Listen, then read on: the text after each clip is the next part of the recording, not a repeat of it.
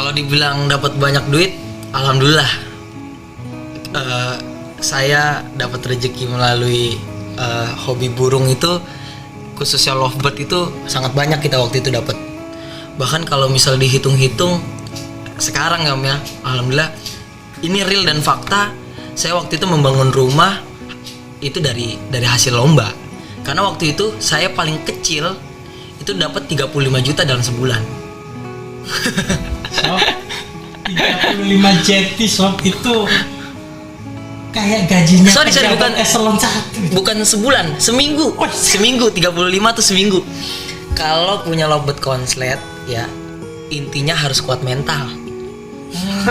Sehatin mental, sehatin pikiran. Kalau enggak, satu bisa gila, kedua bisa emosi terus-terusan.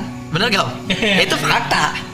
Ketiga bisa pusing 7 keliling. Karena berharap dengan punya burung konslet, gue akan punya banyak uang. Oh, Pasti begitu. Saya dulu begitu. uang cepat ya. Uang cepat, easy money. Peserta tembus bisa keluar langsung ke sebelah belakang. Teman-teman biasa, ini burung-burung terbaik. Barunya silakan taruhkan burung Anda di belakang.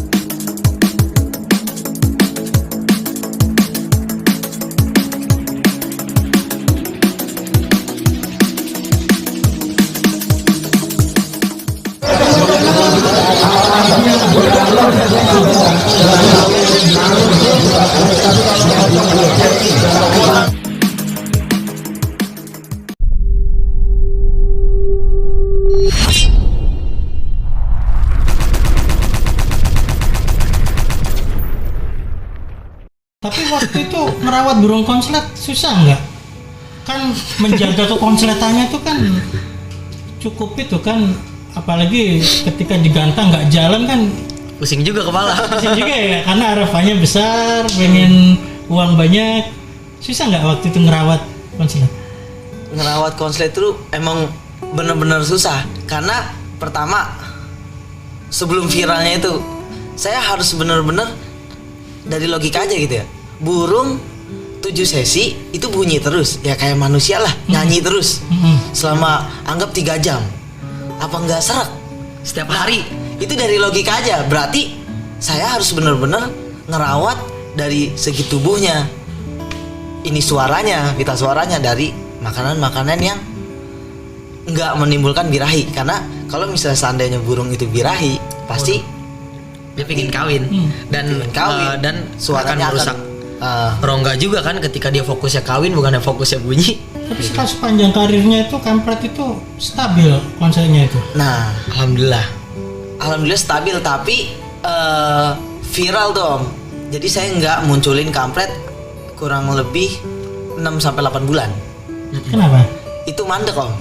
Berarti nggak stabil itu. Nah, Cepat rusak berarti. iya, karena gini Om. Dulu itu ya nggak kayak sekarang. Saya punya kampret. Kalau sekarang kan viralnya dijodohin dengan sesamanya. Iya. Tapi kalau kampret itu dulu pasangannya pleci. Pleci Om, bener. Pleci Om. Iya, pleci. Buntulan pleci. Jadi waktu saat masih stabil terus selama setahun berjalan, ada mandek dan saya nggak bisa mengetahui hal itu karena pasangannya pleci. Plecinya pada saat itu mati. Saya main di BNR Cikarang, Ring Pasundan. Nah, joki saya yang namanya Yunus Hermanto, ya Sebutannya gila sih, ya kan? Nah, sebutannya nying. Itu naruh pleci di dalam mobil. Mobilnya ditutup, akhirnya mati. Nah, setelah itu, ya kan, saya juara 1 di Ring Pasundan di BNR. Itu di BNR. Nah, keduanya saya dapat kabar jangan dimainin, udah banyak orang tahu kalau ini kampret kakinya buntung. Nah, ya udah saya pulang. Pas saya pulang ke mobil, taunya apa? Pasangannya mati. Saya di situ marah-marah. Nah, setelah mati ya mandek. Sekitar 6 bulan. Disitulah saya baru mulai berpikir untuk bagaimana caranya bisa menstabilkan kembali. Itu sih nanti stepnya. Apa tadi dari ceritanya banyak sering juara di banner, tapi kok ada kabar bahwa EO itu pernah bunuh karirnya kampret? Emang benar itu isu itu? Ya, kalau dibilang benar ya emang benar. Karena sekarang gini Om, semua orang juga pengen juara. Pada saat itu yang juara selalu kampret. ketika nggak juara kita ribut, ya kan? Benar gak? Dan ditambah lagi lawan kita juga teman kita. Contoh kita beli di Bandung, lawan kita juga orang-orang Bandung, orang-orang Lembang. Pada saat itu mereka juga punya burung-burung yang luar biasa. Pasti kan tidak sedikit untuk mencari kelemahan kita. Akhirnya ya politiknya apa? Ya ke IO dong. Itu ada kekurangan tuh. Wah, nggak bisa itu burung ini itu. Padahal dia harusnya sadar bahwa kemampuan burungnya dia dengan kampret itu berbedanya 3. Tapi kan IO bagaimana caranya untuk meramaikan eventnya Om? Karena kalau terus-terusan kita yang juara, yang ada itu IO bangkrut, sepi, ya kan gitu. Akhirnya IO mengalahkan 1 dibanding yang banyak. Dengan itu cara apa? dengan cara dibunuh karirnya. Tuh, Didiskualifikasi. didiskualifikasi, Tapi dijadikan dari- juara 4. Dari situ saya juga berjuang. Di Pakem itu nggak ada mendiskualifikasi. Walaupun saya single factor, saya punya konslet masih hitungan orang lah yang punya konslet, tapi saya dan teman-teman saya berjuang. Nggak bisa, ini peraturan dibikin sama manusia kan, artinya juga bisa diperjuangkan dan di situ jelas pakemnya. Kita kan mengikuti aturan main tuh, benar nggak? Waktu itu siapa aja sih lawan beratnya kampret itu? Nah, lawan Di beratnya era itu. kampret terutama ya Kusumo gitu. Tapi saya mau tahu, Tapi jarang ketemu kan sama. jarang ketemu. Tapi ada satu lagi tuh yang juga lumayan itu, Freddy atau siapa itu ya? Freddy sama Oneng waktu itu. Freddy sama Oneng. Freddy, Oneng. Mereka itu termasuk konslet.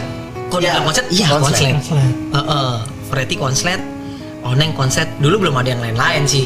Walaupun memang sudah banyak bermunculan sih, udah mulai banyak, tapi belum eksis. Karena kan di event besar, sebagus apapun burung lu, kembali lagi kan, politik juga bermain, ya kan gitu. Tapi pada saat itu kan konslet lagi masih jarang dan kampret masih eksis di tangga juaranya, gitu. Kalau saya boleh ambil kesimpulan, punya Robert Konslet ini kalian tuh bawaannya pengen juara mulu gitu ya? Iya. Udah pasti. Oh. Gak munafik lah Om. Punya Jadi burung punya konslet. selalu gara-gara itu. Iya. Saya yang udah sering juara nih, setiap hari saya mainin juara 1 3 kali, 1 4 kali setiap hari nih. Di minggu saya mainin, kalah sekali aja saya nggak rela. Nggak rela. Bayangin tuh, itu orang ambisi ya. Kalau dibilang ambisi ya saya ambisi, benar nggak? Saya nggak menutup diri, ini kan fakta. Kalau dibilang ambisi, saya di situ ambisi. Untuk kalah sekali aja saya nggak rela. Bahkan itu saya bisa mencak-mencak di situ. Entah jurinya yang nilai, goblok, tolol, anjing, babi itu udah selalu keluar. Sampai Bener gak? saya Ibunya itu hanya sebatas komplain teriak-teriak atau sampai fisik itu? sampai fisik. Jadi Kalau saya dengan anak-anak saya factor Om. Jadi kita pertama bicara kualitas. saya tanya dulu kejelasannya. Iya. Kenapa burung saya dikalahin? Betul. Dan kalau misal seandainya burung saya emang kalah dengan kualitas burung lain, saya ngaku. Iya. Tapi sampai saya giniin, kalau misalnya emang saya salah, saya kalah, burung saya kalah, coba saya rending. Dulu mah saya begitu. Sampai gitu Om. Kita taruhan antar IO. Saking tingginya Iya. ambisi ya. Ambisi. Ambisi tuh. Sampai kita taruhan nggak apa-apa. Dulu kan ya masih zulumat ya kan, masih. Ya sekarang mungkin ya. Dan karena aku itu yang kabarnya sampai kalian tuh sempat berurusan sama polisi apa ya? Bicara berurusan sama polisi, saya bukan sekali 2 kali Om. Di perburungan itu luar biasa ya. Saya sering banget Om. Karena mukulin orang iya, mukulin juri iya. Bahkan yang pemilik IO tuh saya apa ya? Rubuhin. Saya rubuhin gantangannya. Saya ajak berantem gara-gara si ekor burung nih yang namanya kampret. Itu saya rela dan teman-teman saya pun satu komando. Itulah kekompakan dari tim kami tuh. Ya, satu komando. Kita nggak punya duit banyak. Tapi kita punya apa? Kekuatan di arogansi. Masa. Jadi dan kita selama Dan kita kita benar benar. dan kita benar. Dan waktu itu sampai sejauh mana prosesnya di kepolisian? Wah, Om, itu sampai saya itu disomasi kan. Kemudian dilaporkan, surat itu datang ke rumah saya bahwasanya saya melakukan tindakan-tindakan di luar nalar lah, kriminal ya kan. Berurusan dengan IO, berurusan dengan individu, juri, sampai segitunya. Sampai kalau dibilang membebankan orang tua, saya jujur, saya salah banget gitu. Nggak sempat sampai masuk bui kan? Hampir, tapi belum masuk. Belum masuk. Kalau masuk ke Polres atau Polsek sudah. Tapi kalau untuk Masuk di buinya, alhamdulillah jangan sampai. Alhamdulillah, Hampir. Dan alhamdulillah juga saya punya teman-teman yang support, yang membantu juga dari KM Kicamani. Ya ini Yang membantu. Yang harus dipahami sobat-sobat semua ya, bahwa hati-hatilah kalau Anda punya keinginan atau nafsu punya lobet konslet, karena ini fakta sobat ya, bahwa lobet konslet itu bisa merubah karakter orang, karena entah faktor godaan uangnya atau apa itu membahayakan. Ternyata di situ sampai masuk bu itu ternyata masuk bu hampir sampai ngerubuhin gantangan, ngebukin orang sampai waktu Tera sampai sekarang itu. Terakhir kemarin terakhir di Banten itu terakhir. Udah dari situ saya kan udah nggak mau main burung lagi, karena posisinya enggak sih, tobat sambel gitu. tobat sambel sih ya, bingung juga sih kalau tobat sambel ya, kadang yang main lagi kadang. Main lagi. Tapi intinya ya gitu.